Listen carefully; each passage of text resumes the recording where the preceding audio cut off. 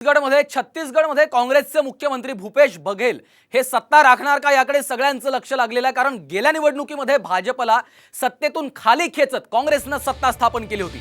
त्यामुळे केलेल्या कामाच्या जोरावर काँग्रेसला मतदारांचा कौल आपल्या पदरी पाडता येईल का अशी अपेक्षा आहे। कारण भाजपला मतदार आपल्या बाजूने वळणार असल्याचा आत्मविश्वास आहे आणि एक्झिट पोलचा विचार करता छत्तीसगडमध्ये चुरशीची लढाई असल्याचा अंदाज वर्तवण्यात आलेला आहे। त्यामुळे भूपेश बघेल ही काँग्रेसची सत्ता कायम राखण्यात यशस्वी होतात का हे पाहणं महत्त्वाचं आहे। कारण एकंदरीतच छत्तीसगडचा जो संपूर्ण प्रचाराचा जो मुद्दा राहिला त्यामध्ये भ्रष्टाचार हा अत्यंत महत्त्वाचा मुद्दा या संपूर्ण इलेक्शन कॅम्पेनमध्ये भाजपकडनं करण्यात आला होता। महादेव बेटिंग ॲपच्या मुद्द्यावरून थेट पंतप्रधानांनीच मुख्यमंत्री बघेल यांच्यावर निशाणा साधल्याचं देखील आपण संपूर्ण प्रचार काळामध्ये बघितलं होतं। प्रमोद जगताप आमचे प्रतिनिधी सध्या आपल्यासोबत थेट जोडले गेलेले आहेत। प्रमोद, छत्तीसगडमध्ये जे चित्र आपण पाहतोय भूपेश बघेल यांना सत्ता राखण्यात यश मिळणार का? कारण एकंदरीतच निवडणुकीचा जर प्रचार पाहिला तर या ठिकाणी भाजपच्या केंद्रीय नेतृत्व म्हणजे अगदी पंतप्रधानांपासून सर्व केंद्रीय मंत्र्यांना उतरवलं गेलं होतं रिंगणात प्रचाराच्या मैदानामध्ये। यामुळेच आपण पाहतोय भाजपसाठी छत्तीसगड अत्यंत महत्त्वाचं मानलं जाते। काय सांगाल प्रमोद?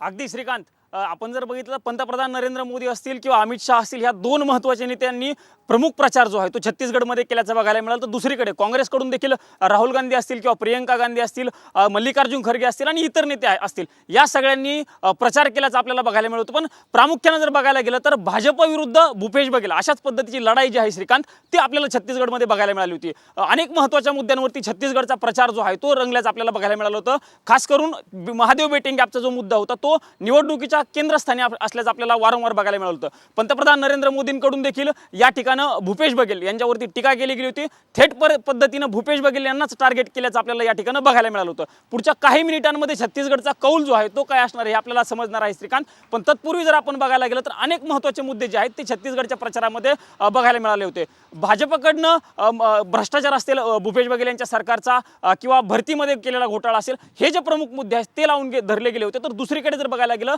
तर भूपेश बघेल यांना विश्वास कोणत्या मुद्द्यांवरती वाटत असेल आपण पुन्हा सत्तेत येण्याचा, तर भूपेश बघेल यांच्या सरकारच्या काळामध्ये त्यांनी शेतकऱ्यांसाठी केलेली मोठी कर्जमाफी असेल किंवा शेतकऱ्यांसाठीच्या योजना असतील किंवा आदिवासींच्या बाबतीत भूपेश बघेल सरकारने घेतलेले निर्णय असतील, या निर्णयामुळे भूपेश बघेल यांना पुन्हा एकदा सत्तेत येण्याचा चान्स वाटत आहे।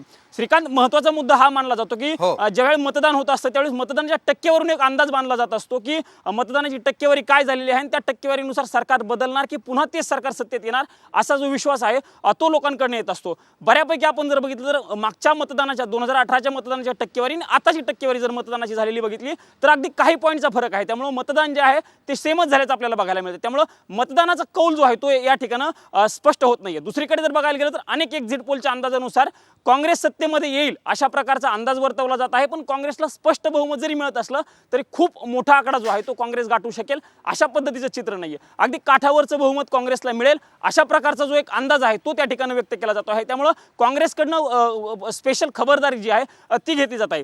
श्रीकांत, एक महत्त्वाचा मुद्दा जर आपण बघितला तर ज्या ठिकाणी भाजपकडनं काठावरचं बहुमत असतं त्या ठिकाणी फोडाफोडीचं राजकारण केलं जातं असा आरोप केला जातो आणि त्याच पार्श्वभूमीवर जर आपण बघितलं तर काँग्रेसकडनं ऑब्झर्व्हर नेमले गेलेले आहेत। अजय माकन जे राहुल गांधी यांचे विश्वासू म्हणून मानले जातात ते देखील ऑब्झर्व्हर छत्तीसगडसाठी नेमले गेलेले आहेत। दुसरीकडे जर बघायला गेलं तर डी.के. शिवकुमार जे कर्नाटकचे उपमुख्यमंत्री आहेत त्यांना देखील छत्तीसगडची जबाबदारी दिल्याची देखील माहिती जी आहे ती सूत्रांकडून मिळते। जर समजा या भाजप काँग्रेसचं सरकार आलं तर सगळ्या आमदारांना जे निवडून येतील त्या आमदारांना घेऊन जाण्याची जबाबदारी, बंगळुरूमध्ये घेऊन जाण्याची जबाबदारी डी.के. शिवकुमार यांच्याकडे दिल्याची देखील माहिती जी आहे ती सूत्रांकडे मिळते आहे। दुसरीकडे जर बघायला गेलं तर रमण सिंग यांची 15 वर्षाची कारकीर्द आपण जर बघितली तर त्या 15 वर्षाच्या कारकिर्दीला भूपेश बघेल यांनी कुठंतरी धोबीपछाड करताना आपल्याला 2018 मध्ये बघायला मिळालं होतं आणि त्याचाच गेल्या विधानसभा निवडणुकीमध्ये छत्तीसगडमध्ये आपण पाहतोय भाजपच्या संपूर्ण यंत्रणेसमोर देखील भूपेश बघेल यांनी हा संपूर्ण विजय खेचून आणला आणि मधल्या काळामध्ये ही सत्ता टिकवली। त्यामुळे भूपेश बघेल यांचं काँग्रेसचं नेतृत्व या मधल्या काळात उभारून आलं। मात्र आता या प्रचारामध्ये पंतप्रधानांनी थेट भूपेश बघेल यांच्यावरच आरोप केलेले आहेत। त्यामुळे हा निकाल आजचा कसा लागतो हे पाहणं महत्त्वाचं आहे। धन्यवाद प्रमोद या सगळ्या माहितीसाठी। दुसरीकडे आपण पाहतोय छत्तीसगडमध्ये ज्या महत्त्वाच्या फाईट्स आहेत त्यावर देखील एक नजर टाकूयात। भाजपकडून डॉक्टर रमण सिंग यांच्या विरुद्ध काँग्रेसचे गिरीश देवांगण आहेत। राजनांदगाव या मतदारसंघातलं हे चित्र आहे।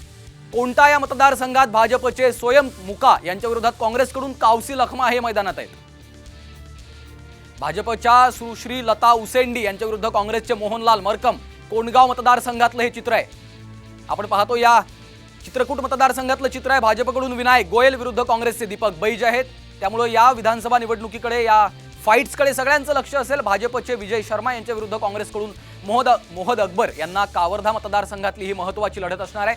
भाजपचे राजेश अग्रवाल विरुद्ध काँग्रेसचे TS सिंग देव हे अंबिकापूर मतदारसंघातली ही महत्त्वाची लढत मानली जाते. त्याचबरोबर सीतापूर मतदारसंघातलं चित्र आपण पाहतोय. भाजपचे रामकुमार टोप्पो यांच्या विरुद्ध अमरजित भगत हे काँग्रेसचे उमेदवार मैदानात आहेत.